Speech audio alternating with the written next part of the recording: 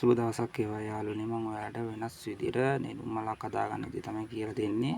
අපි මුලින් ගන්න ඕනේ මෙන්න මේ විදියට කාඩ්බෝඩ් එකක්. කාඩ්බෝඩ් එකෙන් අරන් සෙන්ටිමීටර් එක ප්‍රමාණයක් සිටිනසේ මේ පටි කපා ගන්න ඕනේ. මේ මම කපාගත්ත පටිය කපාගත්ත එකේ දෙපැත්ත ඉතුරු වෙන්න ඕනේ යාළුවනේ. මෙන්න මේ ආකාරයට මේක දෙපැත්තෙන් රවුමක් හිටිනසේ නවාගෙන මේක ස්ටේපර් කරගන්න ඕනේ. මෙන්න මේ විදියට මේ අපි ඉතුරු කරගත්ත ප්‍රමාණ තැනින් මේක ස්ටේපර් කරගන්න ඕනේ. මම ස්ටේපල් දෙකක් ගන්නවා. අනිත් පැත්තත් ඒ විදියම කරගන්න ඕන. අපිට මේක රවුමක් සිටිනසේ හදාගන්න බෑ. ඊට පස්සේ මේක උඩින් ඔහොම තියලා උඩින් තැලුවාම අන්න ඒ විදිය රවුමට හිටිනවා.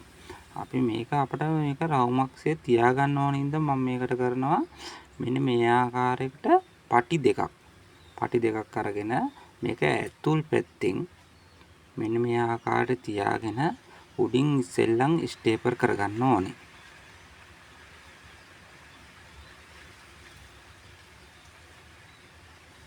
උඩින් ස්ටේපර් කරාම ඊට පස්සේ යටිපැත්තෙන් අරක ඇදලා මේක රවුමක් සිටිනසේ තියාගෙන යටිනුත් අපි ස්ටේපර් කරගන්න ඕනේ.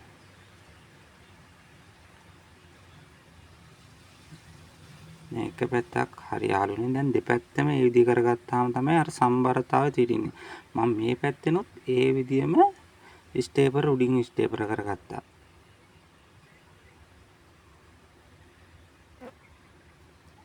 මේ පැත්තෙත් යටිපැත්තෙනුත් ඒ විදිහටම ස්ටේපර් කරගන්න ඕනේ රවුමක් හිටිනසේ. ඔයාලට මේකට පටි දෙක තුනක් වුණත් භාවිතා කරන්න පුළුවන්. මම දෙකයි භාවිතා කරන්නේ. මෙන්න මේ ආකාර රවුමක් නේ තියලා තියෙනවා. දැන් මේක අනිත් පැත්ත හරවලා අපිට අර වැඩි පටි දෙක කපලා දාන්න ඕනේ. මෙන්න මේ විදිහට කපලා දාන්න ඕනේ. මොන බලන්න යාළුවනේ දැන් මේක හරියට රවුමක් සිටිනසේ තියෙනවනේ යාළුවනේ. දැන් මේක කරන්න ඕනේ අපිට මේක රේණු හදා ගන්න ඕනේ. මේ ආකාරයෙන් මම ගත්තේ මෙන්න මේ කොලයෙන් මේ ප්‍රමාණය මෙන්න මෙහෙම ඉස්සරහා නවා ගන්න ඕනේ. මේ ආකාර නවාගෙන මේක ඉස්සරහා අඹර ගන්න ඕනේ. අපිට මේක ගම් ගාලා වුණත් හදා ගන්න පුළුවන්. එහෙම අවස්ථාවක් නැහැ. මේ විදිය මේ කරගත්තා නම් හරි. මම මේ ප්‍රමාණය ගත්තේ ෆෝන් එකක ප්‍රමාණයක ඩිස්ප්ලේ එක ප්‍රමාණයක කොලයක් තමයි ගත්තේ.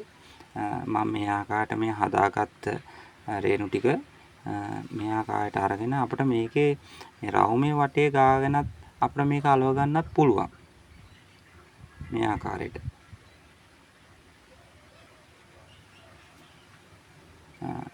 මේ පෙති වල ගාලත් අලව ගන්න පුළුවන්. මම පෙති එකක ගාලා ඔයාලට පෙන්නන්නම්. මේක එකක් කැලවුවාම අනිත් එක අලවන්න ඕනේ. එහෙමම වටේම අලව ගන්න ඕනේ. මම ඔයාලට මේ වීඩියෝ එක දික් වෙන හින්දා මම මේක කොළ 4-5කින් අලවලා පෙන්නන්නම්.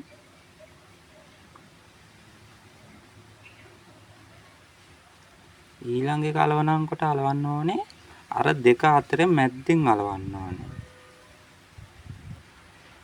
මෙන්න මේ ආකාරයට. අර දෙක මැද්දෙන් අලවන්න ඕනේ. මම ඔයාලට තව එකක් පෙන්නන්නම්. ඒ විදිහ ඔයාලා අලව ගන්න.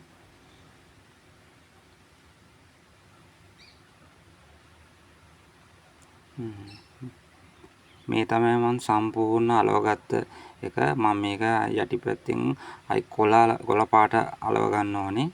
මේ තියෙන්නේ මම අර විදිහම හදාගත්ත ඒ කොළ පාට. ඒ කොළ පාටත් අලව ගන්නේ ඒ විදිහම තමයි. මේ ආකාරයට අලව ගන්නකොට මම කියන්නම් ඔයාලට තව දෙයක්.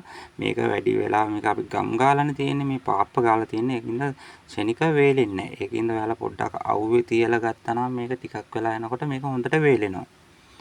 නැත්තම් මේක අර කඩා හැලෙන ප්‍රමාණය වැඩි. ඒකත් ඔයාලට කියන්න එපේ. මේ විදිහට අර විදිහටම තමයි දෙක අතරින් මැද්දෙන් එකක් අලවන්න ඕනේ. මේ තියෙන යාළුවනේ මම අලවගත් එක. මොකද මම මේක බිම තියන්න හදන ඒවා තමයි. ඔයාලට පුළුවන් මේක රැලි එල්ලලා එල්ලන්නත් පුළුවන්. මේ විදිහට මම බිම තියන රැලි එල්ලලා මම මේ බල්බ් එකට අල්ලලා පෙන්නන්නේ. මම මේක බිම තියන හින්දානේ.